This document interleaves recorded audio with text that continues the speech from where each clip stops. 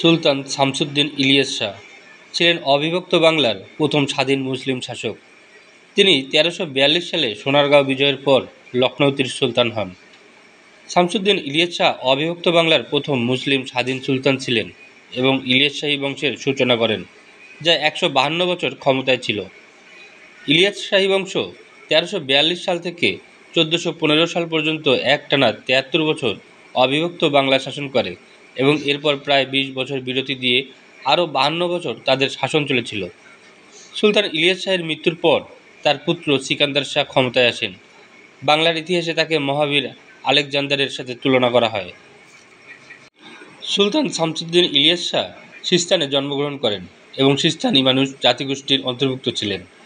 শামসুদ্দীন ইলিয়াস শাহ তার জীবনের শুরুতে দিল্লি সালতানাতের অধীনে কর্মরত ছিলেন, কিন্তু কিছু সমস্যার কারণে তিনি বাংলা অঞ্চলে পালিয়ে আসেন এবং তৎকালীন বাংলায় দিল্লির প্রাদেশিক গভর্নর ইজাজউদ্দিন ইয়াহিয়ার অধীনে চাকরি গ্রহণ করেন। 1338 সালে ইজাজউদ্দিন ইয়াহিয়ার মৃত্যুর পর শামসুদ্দীন ইলিয়াস শাহ সাতগাঁওয়ের শাসনভার গ্রহণ করেন এবং অঞ্চলটিকে দিল্লির কর্তৃত্ব থেকে স্বাধীন ঘোষণা করেন। 1342 সালে প্রায় 2 বছরব্যাপী যুদ্ধের পর তিনি লখনৌতির সুলতান আলাউদ্দিন আলী শাহকে পরাজিত করে লখনৌতির সিংহাসন আহরণ করেন এবং ইলিয়াস শাহী বংশের প্রতিষ্ঠা করেন। 1352 খ্রিস্টাব্দে ফখরুদ্দিনের পুত্র ইখতিয়ার উদ্দিন গাজী শাহ যখন পূর্ব বাংলার রাজধানী সোনারগাঁওয়ের শাসক ছিলেন, তখন ইলিয়াস শাহ সোনারগাঁও আক্রমণ করে তাকে বিতাড়িত করেন এবং অঞ্চলটিকে নিজের দখলে নেন। এইভাবে তিনি বাংলায় 3টি প্রদেশ সোনারগাঁও, লখনৌতি ও সাতগাঁও একত্রিত করে সমগ্র বাংলার অধিপতি হিসেবে আত্মপ্রকাশ করেন।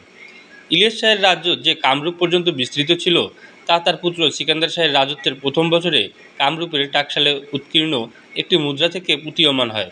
এর ফলে বোঝা যায় ইলিয়াস শাহের সাম্রাজ্য আসাম থেকে বারাণসী পর্যন্ত বিস্তৃত ছিল।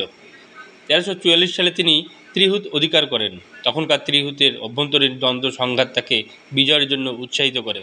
এছাড়া 1350 সালে তিনি নেপাল অভিযান পরিচালনা করেন।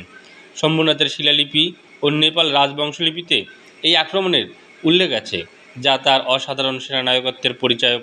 পরবর্তীতে তিনি উড়িষ্যা, চম্পারণ ও গোরক্ষপুরও জয় করেন। ইলিয়াস শাহকে মধ্যযুগীয় মুসলিম বাংলার ইতিহাসে প্রথম বাঙালি জাতীয়তাবাদের প্রবক্তা বলা হয়। দিল্লির আধিপত্যের বিরুদ্ধে তিনি নিজেকে শক্তিশালী করতে একটি ঐক্যবদ্ধ জাতি গঠনের প্রয়োজনীয়তা অনুভব করেন। তিনি লখনৌতির শাসক হিসেবে বাংলা দখল করলেও বাংলা ভাষাভাষীদের একত্র করে একটি বৃহত্তর ভূখণ্ড ও একক জাতি গঠনের প্রচেষ্টা চালান। তার দূরদর্শিতার ফলেই এই ভৌগোলিক ও জাতিগত ঐক্য প্রতিষ্ঠা পায়। তার শাসনামল থেকেই বাঙালিরা একটি স্বতন্ত্র জাতি হিসেবে আত্মপ্রকাশ করে। তখন থেকেই বাংলার বিভিন্ন অঞ্চলের জনগণ বাঙালি নামে পরিচিত হতে থাকে এবং বাংলার বাইরে থেকেও তাদেরকে বাঙালি বলে অভিহিত করা হয়। ইলিয়াস শাহ শাহী বাঙ্গালা ও শাহী বাঙালি উপাধি ধারণ করে বাঙালিদের জাতীয় নেতা হিসেবে নিজেকে প্রতিষ্ঠিত করেন। এই কারণে তাকে মধ্যযুগীয় বাঙালি জাতীয়তাবাদের জনক বলা হয়। 1350 খ্রিস্টাব্দে তিনি নেপালের তরাই অঞ্চলে একটি দুঃসাহসিক সামরিক অভিযান পরিচালনা করেন। এর পূর্বে কোনো মুসলিম বাহিনী ওই অঞ্চলে প্রবেশ করতে সক্ষম হয়নি। তিনি রাজধানী কাঠমান্ডু পর্যন্ত অগ্রসর হন এবং সেখান থেকে বিপুল পরিমাণ ধন সম্পদ নিয়ে প্রত্যাবর্তন করেন। তবে তিনি নেপালের কোনো অঞ্চল তার রাজ্যে অন্তর্ভুক্ত করেননি। তিনি 759 হিজরির শুরুতে অর্থাৎ 1357 খ্রিস্টাব্দের শেষ অথবা 1358 খ্রিস্টাব্দের শুরুর দিকে মৃত্যুবরণ করেন। তো দর্শক, আজ এই পর্যন্তই বিদায় নিচ্ছি। আমাদের এপিসোডটি কেমন লাগলো তা অবশ্যই কমেন্ট বক্সে জানাবেন এবং সেই সঙ্গে পরবর্তী ভিডিও পেতে অবশ্যই আমাদের চ্যানেলটি সাবস্ক্রাইব করে রাখবেন।